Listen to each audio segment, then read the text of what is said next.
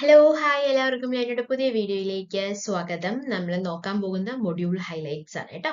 അപ്പോൾ വളരെ ഇമ്പോർട്ടൻ്റ് ആയിട്ടുള്ള കുറേ കാര്യങ്ങൾ കുറച്ച് സമയത്തിനുള്ളിൽ നിങ്ങളുടെ കയ്യിൽ എത്താൻ പോവുകയാണ്. അപ്പോൾ നമുക്ക് നോക്കാം fundamental of electricity. So fundamentals of electricity, ഇലക്ട്രിസിറ്റിയുടെ ബേസിക്സ് ആയിട്ടുള്ള കുറച്ച് കാര്യങ്ങളാണ് നമ്മൾ ഇന്ന് ഡിസ്കസ് ചെയ്യാനായിട്ട് പോകുന്നത്. അപ്പോൾ ആദ്യം എന്താണ് ഇലക്ട്രിക് കറന്റ്, റെസിസ്റ്റൻസ് എന്താണ്, വോൾട്ടേജ് എന്താണ്, കപ്പാസിറ്റീവ് സീരീസ് കണക്ട് ചെയ്യുമ്പോൾ എങ്ങനെയാണ്, പാരലി കണക്ട് ചെയ്യുമ്പോൾ എങ്ങനെയാണെന്നുള്ള കാര്യങ്ങളെല്ലാം നമ്മൾ എല്ലാം പെട്ടെന്ന് നോക്കാനായിട്ട് പോവാണ് കേട്ടോ. സോ ആദ്യം നമുക്ക് നോക്കാം, വേഗം നമുക്ക് നോക്കാം അല്ലെ. ആദ്യത്തെ കേസ് എന്താണ്? If the electric charge flow through a conductor such as a metallic wire it is known as electric current. നമുക്കറിയാം ഇലക്ട്രിക് ചാർജ് ഒരു കണ്ടക്ടറിലൂടെ പാസ് ചെയ്യുകയാണെങ്കിൽ അതിനാണ് നമ്മൾ എന്ത് പറയുന്നത്, ആ ഇലക്ട്രിക് ചാർജ് നമ്മൾ electric current in the conductor എന്ന് പറയുന്നത് അല്ലെ. A continuous and closed path of an electric current is known as electric circuit. A continuous and closed path ആയിരിക്കും. കണ്ടിന്യൂസ് അതായത് തുടർന്നുകൊണ്ടേയിരിക്കുന്നു, അതുപോലെ തന്നെ ക്ലോസ്ഡ് പാത്ത് ആയിട്ടുള്ള ഒരു ഇലക്ട്രിക് കറന്റിന്റെ ഒരു ഫ്ലോ അല്ലെങ്കിൽ ക്ലോസ്ഡ് പാത്തിനെ പറയുന്ന പേരാണ് ഇലക്ട്രിക് സർക്യൂട്ട് എന്നുള്ളത് അല്ലെ. In an electric circuit usually the direction of electric current is considered as opposite to the direction of flow of electrons. നമുക്ക് അറിയുന്ന കാര്യമാണ്. എന്താണ് the direction of electric current എന്ന് പറയുന്നത്? The direction of the flow of ഇലക്ട്രോൺസിന് എന്താണ്, opposite ആണ് എന്നുള്ള കാര്യം നമുക്കറിയാം. വിച്ച് ഈസ് ഇലക്ട്രോൺസിന്റെ ചാർജ് എന്താണ്, നെഗറ്റീവ് ചാർജ് ആണ് നമുക്കറിയാം. SI unit of electric charge എന്ന് പറയുന്നത് കൂളം. ഓക്കെ, അപ്പൊ ഇതെല്ലാം നമ്മൾ പഠിച്ചതാണ്. നമുക്ക് വേഗം ഒന്ന് റീഫ്രഷ് ചെയ്യാനാണ് നമ്മളിപ്പോ വന്നിരിക്കുന്നത് കേട്ടോ. ഇതിന്റെയൊക്കെ ഡീറ്റെയിൽ ആയിട്ടുള്ളതെല്ലാം നമ്മുടെ ആപ്പിൽ അവൈലബിൾ ആണ്, വേണ്ടവർ കോൺടാക്ട് ചെയ്യാം കേട്ടോ. ഈ നമ്പർ ഇവിടെ കൊടുത്തിട്ടുണ്ട്. നമ്പറിൽ കോൺടാക്ട് ചെയ്ത് നമ്മുടെ ആപ്പ് ഡൗൺലോഡ് ചെയ്ത് കഴിഞ്ഞ് കഴിഞ്ഞാൽ ഓരോ എക്സാമിന് ആവശ്യമുള്ള സിലബസ് അനുസരിച്ചുള്ള videos plus PDF plus notes നിങ്ങളുടെ കയ്യിലെത്തും. Okay, yes. അടുത്തത് 1 coulomb is equivalent to the charge contained in closely 6 into 10 raised to 18 electrons. 1 coulomb എത്രയാണെന്ന് പറഞ്ഞിരിക്കുന്നത്? 6 into 10 raised to 18 electrons ആണ് എന്നുള്ളതാണ് നമുക്കത് അറിയാം. The electric current is expressed by a unit known as, electric current unit എന്താണ്? Ampere എന്നുള്ളതാണ്. It was named of the French scientist Andre Maria Ampere. അപ്പൊ ഈ ഒരു പേരിൽ നിന്നാണ് നമുക്ക് ഇലക്ട്രിക് കറന്റ് യൂണിറ്റ് കിട്ടിയിട്ടുള്ളത് അല്ലെ. 1 ampere constitutes the flow of 1 coulomb of charge per second. അതായത് 1 coulomb of charge by 1 second ആണ് ഏത് 1 ampere എന്ന് പറയുന്നത് അല്ലെ. The instrument that measures the electric current, which is the instrument that used to measure the electric current, അത് ammeter ആണ് അല്ലെ. The electric current flows in a circuit starting from positive terminal. മക്കളെ ഇത് തെറ്റിക്കരുത് കേട്ടോ. എല്ലാവർക്കും കാര്യങ്ങൾ ആപ്ലിക്കേഷൻ ലെവലുള്ള കാര്യങ്ങളെല്ലാം എല്ലാവർക്കും അറിയാം, പക്ഷെ ബേസിക്സ് ആണ് പലരും തെറ്റിക്കുന്നത്. മക്കൾ തെറ്റിക്കുന്ന ബേസിക്സ് ആണ്, അപ്പോൾ തെറ്റിക്കരുത്. Electric current flows in the circuit starting from positive terminal to the negative ടെർമിനലിലേക്കാണ് എന്താ ഇലക്ട്രിക് കറന്റ് ഫ്ലോ ചെയ്യുന്നുള്ള കാര്യം മറന്നു പോകരുത്. Okay, yes. പിന്നെയുള്ളത് എന്താ നമുക്ക് നോക്കാനുള്ളത്? It is a difference in the electric potential. എന്താണ് വോൾട്ടേജ് എന്നുള്ളതാണ് നോക്കാനായിട്ട് പോകുന്നത്. It is the difference in the electric potential between 2 points. 2 points തമ്മിലുള്ള ഡിഫറൻസ്, ഇലക്ട്രിക് പൊട്ടൻഷ്യലിൽ വരുന്ന ഡിഫറൻസ് ആണ് in the voltage, that's potential difference അല്ലെ. It is the work done in moving a charge from one pole to another through a wire. So volt can be expressed as potential difference between 2 points in an electric circuit that impacts 1 joule of energy per coulomb of charge that passes through the circuit. ഇത്രയും കാര്യങ്ങൾ നമ്മൾ പറഞ്ഞു. ഇത്രയും കാര്യങ്ങൾ നമ്മൾ ഒരൊറ്റ ഇക്വേഷനിലൂടെ പറഞ്ഞിരിക്കുകയാണ്. എന്താണ്? Voltage is equal to change in potential energy per charge, that is delta U by Q, that is unit എന്താണ്? ജൂൾ പെർ കൂളം ആണ്. സോ വോൾട്ടേജിന്റെ യൂണിറ്റ് എന്താണ്? Joule per coulomb. ഓക്കെ, ഇനി നമുക്ക് അടുത്തത് നോക്കാം. അപ്പൊ നമ്മൾ എന്താണ് കറന്റ്, എന്താണ് വോൾട്ടേജ് എന്നൊക്കെ പെട്ടെന്ന് നോക്കിയാൽ അടുത്തത് volt can be defined as electric potential along a wire when an electric current of 1 ampere dissipate 1 watt of power. അതായത് എന്താണ് ഉദ്ദേശിക്കുന്നത്? വോൾട്ട് എന്ന് പറയുന്നത് ഒരു ഇലക്ട്രിക് പൊട്ടൻഷ്യൽ ആണ്. എന്തിലൂടെ? ഒരു വയറിലൂടെയാണ്. അതായത് എപ്പോഴാണത്? when electric current of 1 ampere dissipate, അതായത് ഒരു electric current 1 ampere of electric current 1 watt power dissipate ചെയ്യുമ്പോൾ it can be defined as 1 volt. So volt is equal to dissipated power by current, that is V is equal to PI. Okay, അതിന്റെ unit എന്താണ്? Watt per ampere ആണ്. യൂണിറ്റുകളൊക്കെ മക്കളൊന്ന് വളരെ വൃത്തിക്ക് പഠിക്കണം കേട്ടോ. It can also be express as amperes times ohms, that is V is equal to IR ആണ്. നമുക്കറിയാം ഓംസിൽ നമ്മൾ പഠിച്ചതാണ്. അതിന്റെ യൂണിറ്റ് ആംപിയർ ആണ്. The standard unit of measurement use for the voltage expression is volt represented by. അപ്പൊ നമ്മൾ voltage നമ്മൾ എപ്പോഴും എങ്ങനെ റെപ്രസെന്റ് ചെയ്യുക? വോൾട്ട് എന്നാണ് റെപ്രസെന്റ് ചെയ്യുക. റൈറ്റ് അല്ലേ? ഇനി അടുത്തത് റെസിസ്റ്റൻസ്. റെസിസ്റ്റൻസ് എന്ന് പറയുമ്പോൾ തന്നെ നമുക്കറിയാം അതൊരു ഒപ്പോസിഷൻ ഫോഴ്സ് ആണ് അല്ലെ? Experience by the flowing electrons in some substance this oppose the flow of electricity in a material. So when a current flows 1 ampere flows through a material that has a potential difference of 1 volt across it, then the resistance of the material is said to be 1 ohm. എന്താണ് പറഞ്ഞിരിക്കുന്നത്? അതായത് ഈ current ഒരു 1 ampere ഉള്ള current ഒരു മെറ്റീരിയലിലൂടെ pass ചെയ്യുന്നുണ്ട്. അതിൽ നമ്മൾ 1 ആംപിയർ ഉള്ള കറന്റ് പാസ് ചെയ്യുന്നു, അതിന്റെ പൊട്ടൻഷ്യൽ ഡിഫറൻസ് 1 വോൾട്ട് ആണെങ്കിൽ ആ റെസിസ്റ്റൻസ് മെറ്റീരിയൽ എത്ര റെസിസ്റ്റൻസ് ആണ് അത് മെഷർ ചെയ്യുന്നത്? 1 ഓം ആണ്. The basic law for measuring for this is Ohm's law. Yes, so Ohm's law നമുക്കറിയാം V is equal to IR ആണ്, where V എന്ന് പറയുന്നത് വോൾട്ടേജ് അല്ലെങ്കിൽ പൊട്ടൻഷ്യൽ ഡിഫറൻസ് ആണ്, I എന്ന് പറയുന്നത് കറന്റ് ആണ്, ആൻഡ് R എന്ന് പറയുന്നത് റെസിസ്റ്റൻസ് ആണ്. The SI unit of resistance എങ്ങനെയാണ് എക്സ്പ്രസ് ചെയ്തിരിക്കുന്നത്? ഓം അതിലാണ് എക്സ്പ്രസ് ചെയ്തിരിക്കുന്നത് അല്ലെ? ഇനി ഇലക്ട്രിക്കൽ സർക്യൂട്ടിൽ when the resistors are connected in series ആയിട്ടാണ് കണക്ട് ചെയ്യുകയാണെങ്കിൽ the total resistance എന്ന് പറയുന്നത് sum of individual resistors ആണ്. നിങ്ങൾക്ക് അറിയാലോ, അതായത് ഇപ്പൊ R1ഉം R2ഉം R3 എല്ലാം സീരീസിൽ കണക്ട് ചെയ്യുകയാണെങ്കിൽ ടോട്ടൽ റെസിസ്റ്റൻസ് എങ്ങനെ കണ്ടുപിടിക്കുക? R is equal to R1 plus R2 plus R3 എന്നുള്ളതാണ്. ഇനി when resistors are connected in parallel ആണെങ്കിൽ ടോട്ടൽ റെസിസ്റ്റൻസ് എന്ന് പറയുന്നത് അതിന്റെ റെസിപ്രോക്കൽ ആയിരിക്കും. അതായത് 1/R is equal to 1/R1 plus 1/R2 plus 1/R3 ആണ്. അപ്പൊ സീരീസ് ആണെങ്കിൽ ജസ്റ്റ് സം ചെയ്യാം. ഇനി അതല്ല പാരലലി കണക്ട് ചെയ്തിരിക്കുന്നതാണ്, അതിന്റെ റെസിപ്രോക്കൽ സം ചെയ്യാം. ഓക്കെ, അടുത്തത് അപ്പോ വളരെ സിമ്പിൾ ആയിട്ടുള്ള കാര്യങ്ങൾ, വോൾട്ടേജ്, കറന്റ്, റെസിസ്റ്റൻസിന്റെ ഇക്വേഷൻ ഇത് എപ്പോഴും ചോദിക്കാറുണ്ട് കേട്ടോ. R is equal to rho L by A എന്താണ് പറയുന്നത്? അതായത് the resistance of the conductor എന്തിനാണ് ഡയറക്ട്ലി ഡിപ്പെൻഡ് ചെയ്തിരിക്കുന്നത്? ലെങ്ത്തിനെ ഡിപ്പെൻഡ് ചെയ്തിരിക്കുന്നു. So the resistance of the conductor depend ചെയ്തിരിക്കുന്നത് L-നെ ഡിപ്പെൻഡ് ചെയ്തിരിക്കുന്നു. L എന്ന് പറയുന്ന ലെങ്ത് അല്ലെ, A-നെ ഡിപ്പെൻഡ് ചെയ്തിരിക്കുന്നു, that is cross section area and its composition. So for a fixed cross section the resistance is proportional to the length of the conductor. അതായത് എന്താ ഉദ്ദേശിക്കുന്നത്? Directly proportional to the length of the conductor and is inversely proportional to the cross section. So but the resistance is inversely proportional to the cross section for a fixed line. These two dependencies can be written down combinedly as R is directly proportional to L by A. Reciprocal വന്നാൽ അത് inversely proportional ആവും. That is resistance കൂടുമ്പോൾ length of a conductor കൂടുന്നു അല്ലെ, resistance അല്ലെങ്കിൽ length of a conductor കൂടുമ്പോൾ resistance കൂടുന്നു, എന്നാൽ cross section area എന്ന് പറയുന്നത് അവിടെ കുറയാണ് ചെയ്യുന്നത്. സോ അതിനൊരു കോൺസ്റ്റന്റ് ആക്കിയിട്ട് ഈ പ്രൊപ്പോർഷണലിനെ നമ്മൾ കോൺസ്റ്റന്റ് ആക്കി എടുക്കുകയാണെങ്കിൽ R is equal to rho L by A, where rho is the proportionality constant which is known as the specific resistance. So specific resistance equation എന്താണ്? Rho is equal to RA by L എന്നുള്ളത് വരും അല്ലെ, ശരിയല്ലേ? Rho is equal to rho ഇപ്പൊ അവിടെ വെച്ചിരിക്കുകയാണെങ്കിൽ RA by L, the SI unit of the specific resistance എന്ന് പറയുന്നത് ഓം ആണ്. നമ്മളിതെല്ലാം പഠിച്ചതാണ് അല്ലെ, വളരെ വൃത്തിക്കും വളരെ ഡീറ്റെയിൽ ആയിട്ടും പഠിച്ചതാണ്. നമുക്കിനി ഡീറ്റെയിൽ ആയിട്ടല്ലേ നമ്മൾ വേഗം എക്സാമിന് മുന്നേ ജസ്റ്റ് ഒന്ന് റീഫ്രഷ് ചെയ്യിപ്പിക്കുകയാണ്. അടുത്തത് ഇതാണ് the difference between energy and the power. ഇത് ഇപ്പോഴത്തെ ക്വസ്റ്റ്യൻസിലോ which is defined as the capacity to do some work, option A energy, option B power, option C potential difference, അങ്ങനെയൊക്കെ വരും. അപ്പൊ ഡെഫിനിഷൻ വളരെ ഇമ്പോർട്ടന്റ് ആയിട്ട് പഠിക്കണം. So what is the difference between energy and the power എന്നുള്ളതാണ്. എനർജിയുടെ definition എന്താണ്? അതായത് നമുക്ക് എന്തെങ്കിലും ചെയ്യാൻ, എന്തെങ്കിലും വർക്ക് ചെയ്യാനുള്ള കപ്പാസിറ്റിനെ നമ്മൾ എന്തെന്ന് പറയുന്നത്? എനർജി എന്ന് പറയുന്നത്. പവർ എന്ന് പറയുന്നതാണ്, it is defined as the rate at which specific work is done or which energy is transmitted. അതായത് ആ റേറ്റ്, അത് കാൽക്കുലേറ്റ് ചെയ്യുന്ന ആ റേറ്റിനെയാണ് നമ്മൾ പവർ എന്ന് പറയുക. at which specific work is done or which energy is transmitted.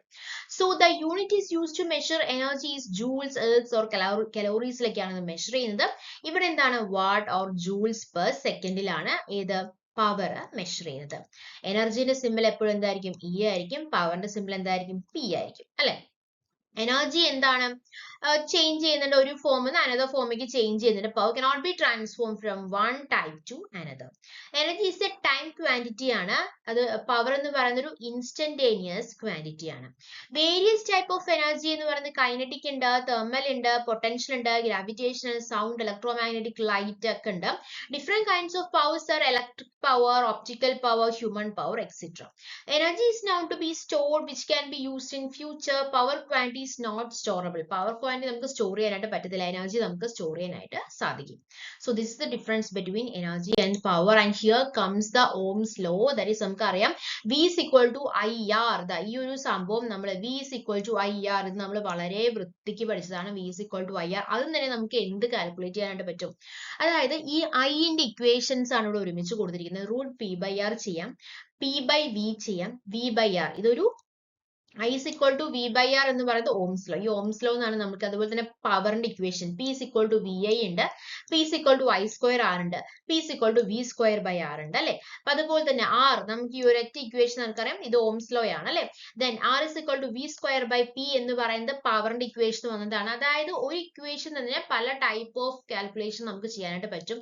അപ്പൊ നിങ്ങൾ വളരെ വൃത്തിക്ക് പഠിക്കേണ്ട ഒരു കാര്യം, നമുക്കറിയാം V is equal to IR. അത് എങ്ങനെ ചോദിച്ചാലും ഓംസ് ലോ ആണ്, തെറ്റിക്കരുത്. V is equal to IR എന്നുള്ള കാര്യം. അതുപോലെ തന്നെ P is equal to V into I. P is equal to power എന്ന് പറയുന്നത് VI ആണെന്നുള്ള കാര്യം മറന്നു പോകരുത് കേട്ടോ. അതുപോലെ തന്നെ P is equal to I square R. ഈ ഒരു ഇക്വേഷനിലാണ് ഈ റൂട്ട് ഒക്കെ വരുന്നത്. P is equal to I square R. അപ്പൊ I കാണുമ്പോഴാണ് P/R അല്ലെ. ഈ നോക്കിക്കേ, ഇവിടെ P is equal to I square R അല്ലേ. ഈ ഒരു ഇക്വേഷൻ മറന്നു പോകരുത് കേട്ടോ. പവറിന്റെ ഇക്വേഷൻ ആണ് P is equal to I square R. ഇത് ഡ്രോ ചെയ്യുമ്പോഴാണ് കുറച്ചും കൂടി, അതോ ഇങ്ങനെ ചെയ്യുന്നതാണോ ഒരു, ഇപ്പൊ ഡ്രോ ആണ്. V is equal to I square R. ഇതാണ് കുറച്ചും കൂടി നല്ലതെന്ന് തോന്നുന്നു അല്ലെ. അപ്പോ നമുക്കറിയാം I കാൽക്കുലേറ്റ് ചെയ്യുമ്പോൾ നമുക്ക് എന്ത് കിട്ടും, I is equal to square അങ്ങോട്ട് മാറുമ്പോൾ നമുക്കറിയാം അത് റൂട്ട് ആകും, റൂട്ട് P/R എന്നാകും. സോ ഇക്വേഷൻസ് എല്ലാം അങ്ങോട്ടും ഇങ്ങോട്ടും ഇട്ട് ഒരു ഡയഗ്രാം ആണ് ഇവിടെ കൊടുത്തിരിക്കുന്നത്. അപ്പൊ മെയിൻ ആയിട്ട് V is equal to IR എന്നുള്ള ഇക്വേഷനും P is equal to V into I എന്ന ഇക്വേഷനും അതുപോലെ തന്നെ P is equal to I square R എന്നുള്ള ഇക്വേഷനും മറന്നു പോവാതിരിക്കുക. Okay, yes. അടുത്തത് ഓംസ് ലോന്റെ ഇമ്പോർട്ടന്റ് ആയിട്ടുള്ള കുറച്ച് പോയിന്റ്സ് ആണ് നമ്മൾ നോക്കാനായിട്ട് പോകുന്നത്. The law is not applicable to unilateral networks. ഇതൊന്നും, അതായത് ഇപ്പോ നമുക്കറിയാം സ്റ്റേറ്റ്മെന്റ് ക്വസ്റ്റ്യൻസ് ആണ് കൂടുതലും വരാറുള്ളത്. സോ അത് കാരണം ഇതൊന്ന് ശ്രദ്ധിക്കുക, ഏതിലൊക്കെയാണ് ആപ്ലിക്കബിൾ ആവുന്നത്. ഇറ്റ്സ് നോട്ട് ആപ്ലിക്കബിൾ, അത് യൂണിലേറ്ററൽ നെറ്റ്വർക്ക്സിന് ആപ്ലിക്കബിൾ അല്ല എന്നുള്ളതാണ് പറയുന്നത്. കാര്യം എന്താണ്, യൂണിലേറ്ററൽ എന്ന് പറയുമ്പോൾ തന്നെ നമുക്കറിയാം അതായത് വൺ ഡയറക്ഷനിൽ മാത്രമാണ് അവിടെ കറന്റ് ഫ്ലോ നടക്കുകയുള്ളൂ. Such type of network consisting of the elements like a diode and transistor etc. So the law is not applicable for unilateral networks. അതിന്റെ അർത്ഥം അത് Ohm's law is also not applicable to non-linear elements. Applicable അല്ല.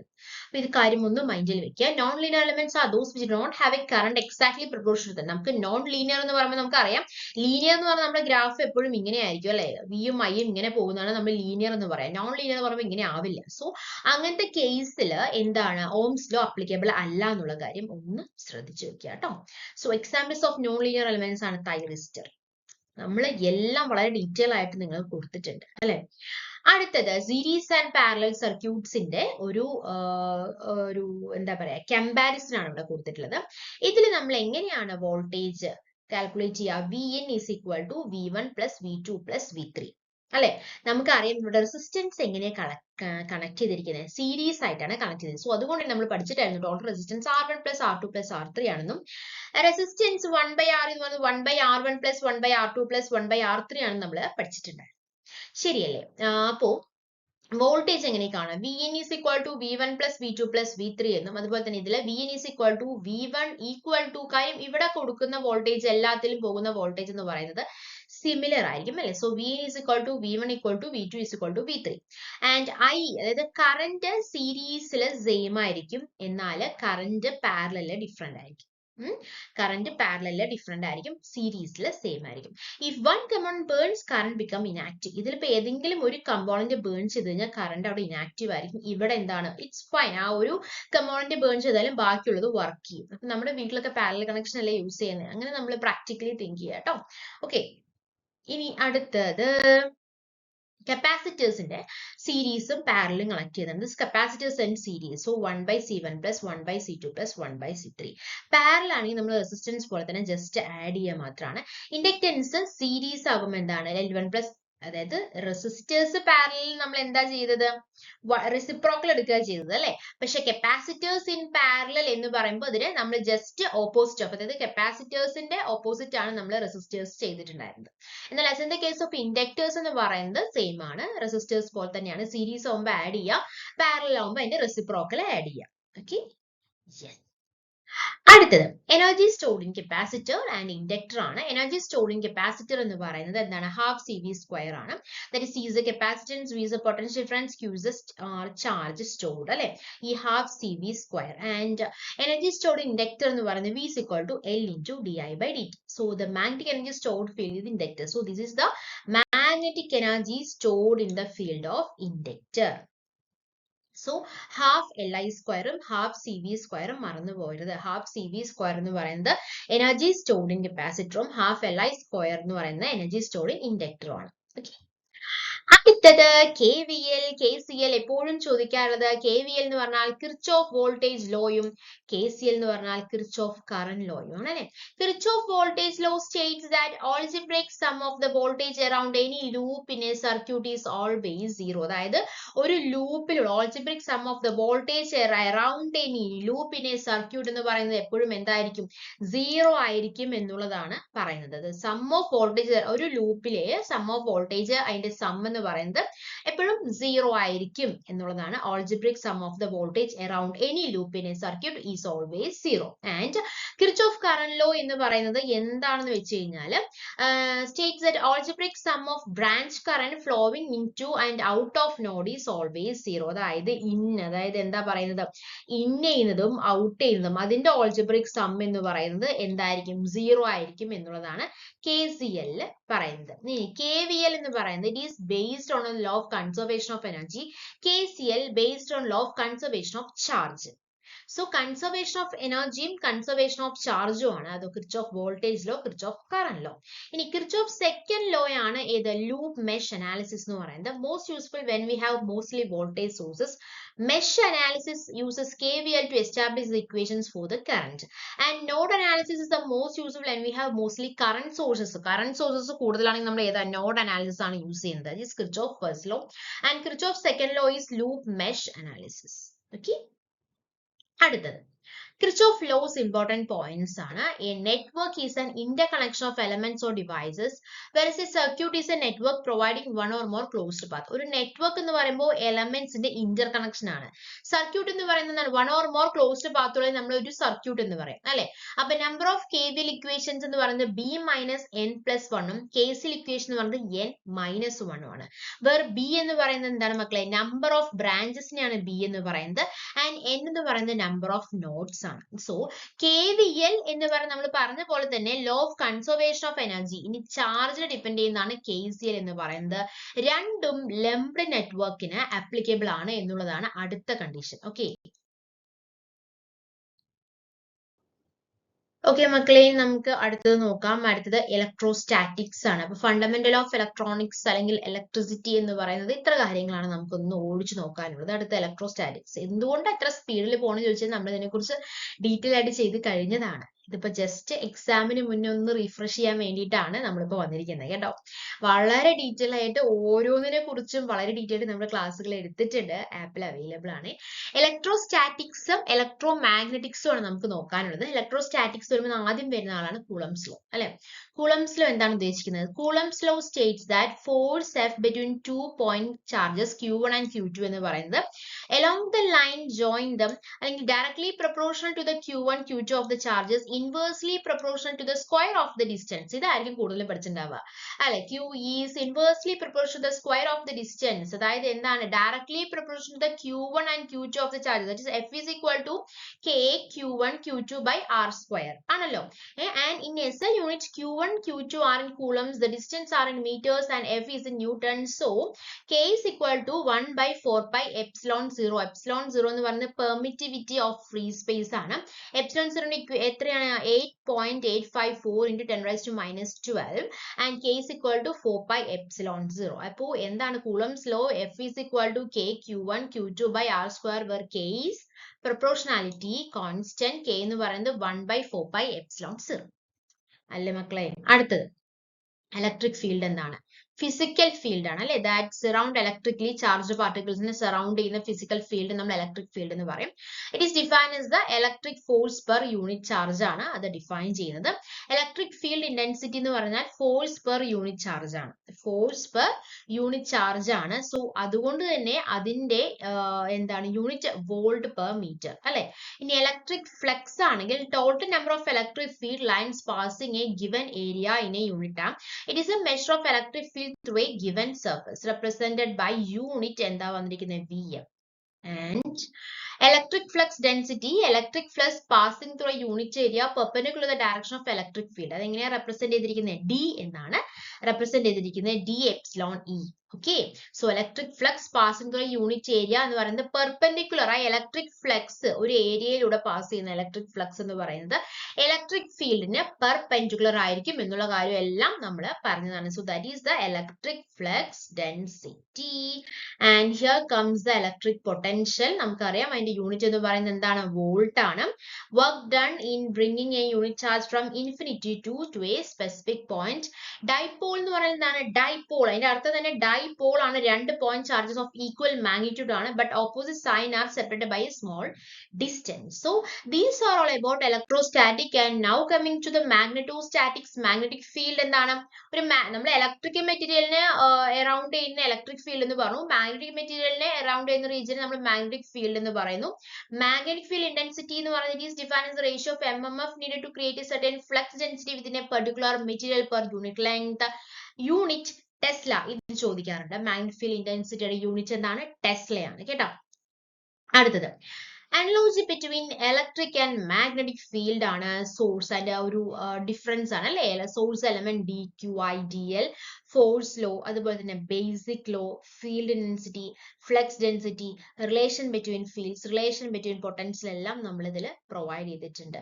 Okay, so this is the analogy between electric field and magnetic field. And here comes the flux and energy density, Poisson's equation, source of field, basic relation, capacitance and inductance, closed path for integration. Okay, and Fleming's hand rule. Fleming's hand rule അറിയാലോ. Fleming's left hand rule ഉണ്ട്, അതുപോലെ തന്നെ right hand rule ഉണ്ട്. Left hand rule എന്ന് പറയുമ്പോൾ electric മോട്ടോഴ്സിന് നമ്മൾ use ചെയ്യുന്നതാണ് left hand rule എന്ന് പറയുന്നത്.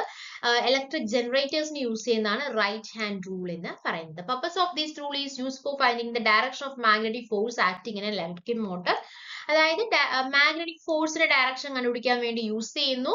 ഇതെന്താണ്? ഡയറക്ഷൻ ഓഫ് ഇൻഡ്യൂസ്, എത്രമാത്രം കറണ്ട് യൂട്ടിലൈസ് ചെയ്യുന്നതെന്ന് കണ്ടുപിടിക്കാൻ വേണ്ടിയിട്ടാണ് ഫ്ലെമിങ്സ് റൈറ്റ് ഹാൻഡ് റൂൾ ഉപയോഗിക്കുന്നത്.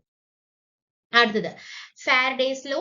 എന്താണ് Faraday's law? when a conductor is placed in a very magnetic field ഒരു EMF cell induce ചെയ്യും അല്ലെ, across the conductor, and if the conductor is a closed circuit then induced current flows through it. The magnetic field can be varied by various methods, by moving magnet, by moving the coil, by rotating the coil related to the magnetic field. So Faraday's first law എന്ന് പറയുന്നത് ഒരു conductor ഒരു magnetic ഫീൽഡിൽ, ഒരു വേരിയ magnetic ഫീൽഡിൽ നമ്മൾ place ചെയ്യുകയാണെങ്കിൽ EMF അവിടെ ഇൻഡ്യൂസ് ചെയ്യുന്നു, കണ്ടക്ടർ EMF ഇൻഡ്യൂസ് ചെയ്യുന്നു. ആൻഡ് കണ്ടക്ടർ ഒരു ക്ലോസ് സർക്യൂട്ട് ആണെങ്കിൽ ആ ഇൻഡ്യൂസ്ഡ് കറണ്ട് ആയിരിക്കും അതിലൂടെ പാസ് ചെയ്യുക അല്ലെ. അതുപോലെ തന്നെ മാഗ്നറ്റിക് ഫീൽഡ് ഡിപ്പെൻഡ് ചെയ്യുന്ന ഫാക്ടേഴ്സ് എന്ന് പറയുന്നത് moving magnet, moving the coil, അല്ലെങ്കിൽ rotating the coil related to the magnetic field. ഈ Faraday's second law of electromagnetic induction states that the magnetic of the induced EMF is equal to the rate of change of flux linkage with the coil. Magnitude of induced EMF എന്ന് പറയുന്നത് എന്തിന് equal ആണ്? The rate of change of flux linkage ന് directly equal ആണ്, എങ്കിൽ proportional ആണ് എന്നുള്ളതാണ് പറയാനായിട്ട് ഉള്ളത്. ഓക്കെ, അടുത്തത് ലെൻസ് ലോ ആണ്. Lenz law states that induced electromotive force with the different polarities induce a current whose magnetic field, അതായത് എന്താ സംഭവം എന്ന് വെച്ച് കഴിഞ്ഞാൽ അതിലൂടെ പാസ് ചെയ്യുമ്പോൾ എന്ത് സംഭവിക്കും? ലെൻസ് ലോ എന്ന് പറയുന്നത് induce EMF with a different polarity induce a current, and that current will opposes the change in magnetic flux through the loop in order to ensure that original flux is maintained through the loop when the current flows through it. അതായത് original flux maintain ചെയ്യണം, അതായത് current അതിൽ flow ചെയ്യാൻ വേണ്ടി oppose ചെയ്യുന്ന ആ പ്രോസസ്സിനെ പറയുന്ന പേരാണ് ലെൻസ് ലോ എന്ന് പറയുന്നത്. It is reflected in the formula of Faraday's law. Here the negative sign is contributed by the lens law. കാര്യം opposition ആണ് വരുന്നത്. Opposes the change in the magnetic flux through the loop in order to ensure the original flux. ഇപ്പോ വളരെ simple ആയിട്ട് നമുക്ക് എങ്ങനെ പറയാം? Lens law state that the direction of an induced electric current in a conductor always opposes the change in the magnetic field. Always opposes the change in the magnetic field. അതായത് induced current എപ്പോഴും ആ magnetic ഫീൽഡിലുള്ള ചേഞ്ചിനെ oppose ചെയ്യും. Okay, that create. So അതുകൊണ്ട് തന്നെയാണ് ഒരു opposition വരുന്നതുകൊണ്ടാണ് അവിടെ minus എന്നുള്ളൊരു ഒരു സിമ്പിൾ അല്ലെങ്കിൽ സിഗ്നൽ വരാനുള്ള ഒരു കാരണം. മൈനസ് സൈൻ, സിമ്പിൾ അല്ല സിഗ്നൽ അല്ല, മൈനസ് സൈൻ വരാനുള്ള കാരണം. Okay, where E M F is the induced voltage known as electromotive force and N എന്ന് പറയുന്നത് നമ്പർ ഓഫ് ലൂപ്പ് ആണ് and phi is change in magnetic flux, delta T എന്ന് പറയുന്നത് change in time ആണ് അല്ലെ. അടുത്തത് സെൽഫ് ഇൻഡക്റ്റൻസ്, അതുപോലെ തന്നെ മ്യൂച്വൽ ഇൻഡക്റ്റൻസ് ഉണ്ട് അല്ലെ. Self inductance is a property of a single isolated coil to induce E M F in accordance with change in magnetic flux linked in it. അതായത് എന്താണ് basic ആയിട്ട് എന്താ പറയുന്നത്, അതിന്റെ റേഷ്യോ, അതായത് E M F across a coil to the rate of change of the current ആണ്. അതായത് E M F to the rate of the change of the current, induced E M F by rate of change of the കറന്റിന് നമ്മൾ self inductance എന്ന് പറയാം. അതിന്റെ unit ആണ് Henry എന്ന് പറയുന്നത്. ചോദിക്കാറുണ്ട് കേട്ടോ, സെൽഫ് ഇൻഡക്റ്റൻസിന്റെ യൂണിറ്റ് ആണ് ഹെൻറി എന്ന് പറയുന്നത്.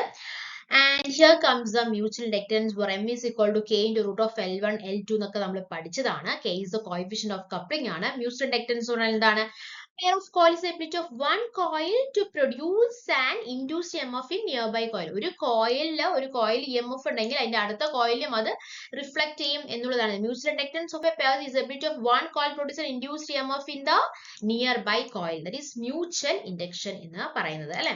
ഇനി changing current in one coil induce an EMF in another coil and opposes the changes in current. If two coils have self inductance L1 and L2, then the mutual inductance എന്ന് പറയുന്നത് എങ്ങനെയാണ് calculate ചെയ്യുക? M is equal to K into root of L1 into L2 എന്നായിരിക്കും calculate ചെയ്യുക.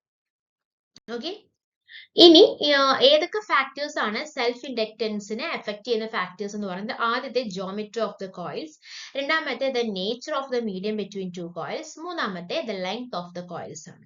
Geometry എങ്ങനെയാണ് arrange ചെയ്യുന്നത്? A coil arrangement is more likely to trap a large number of magnetic field lines than a straight wire arrangement. If an insulated ferromagnetic material is used as a core of a coil, it is likely to result in more magnetic lines becoming linked, and this in turn would raise the value of the coefficient of self-inductance. So the factors that affect the self-inductance constant എന്ന് പറയുന്നത് ഏതൊക്കെയാണ്? Geometry of the coil, the nature of the medium between the coils and the length of the coils.